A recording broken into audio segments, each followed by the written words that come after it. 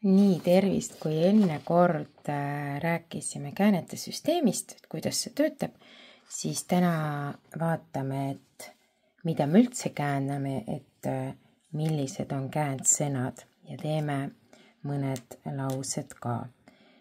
Joonistan siia ühe kassi.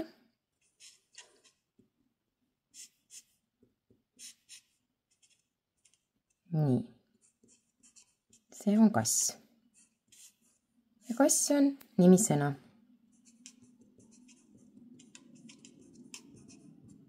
Nii, siis see kass on ilus. Milline või missugune? See on omadussõna. Siis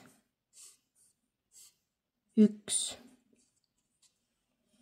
See on arvsõna. Ja siis teeme veel see ja see on asesõna. Ja ma pean panema tegusõna ka, aga sellest me täna eraldi ei räägi. See on üks ilus kass. Kõik need 4 on käändsõnad. Ja siin on nad kõik nimetavas käändes.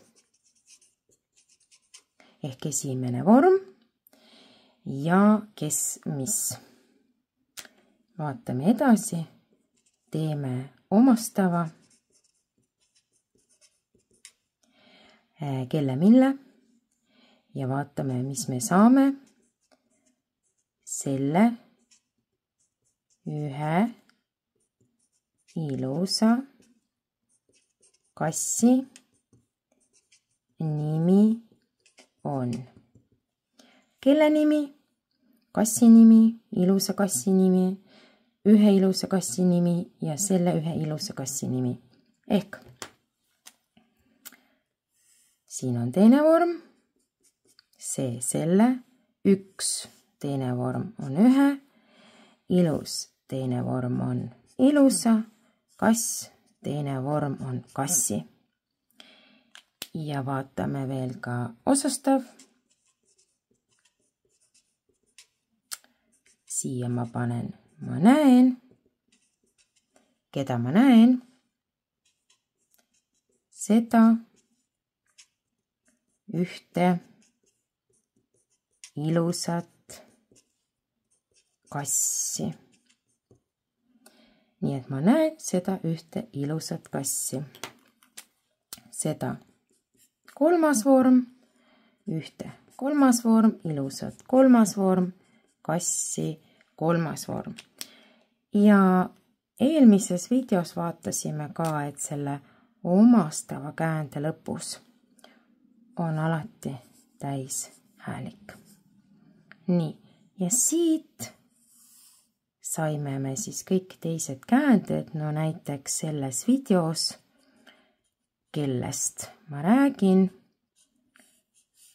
teine vorm pluss ST, räägin sellest, ühest, ilusast kassist.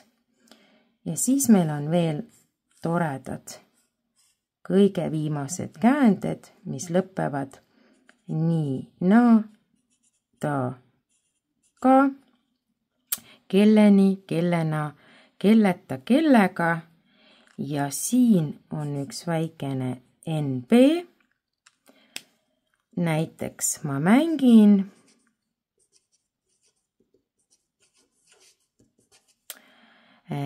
kellega, ma mängin kassiga.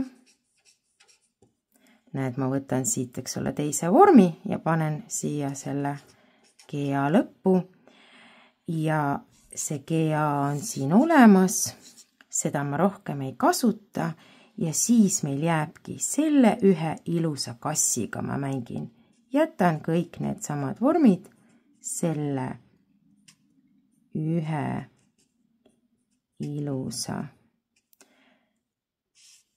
kassiga Ja ongi kõik siia, ma enam neid lõppe ei pane, et ma ei ütle sellega ühega ilusaga kassiga, vaid see kea jääb ainult lõppu. Nii et ma loodan, et oli abiks.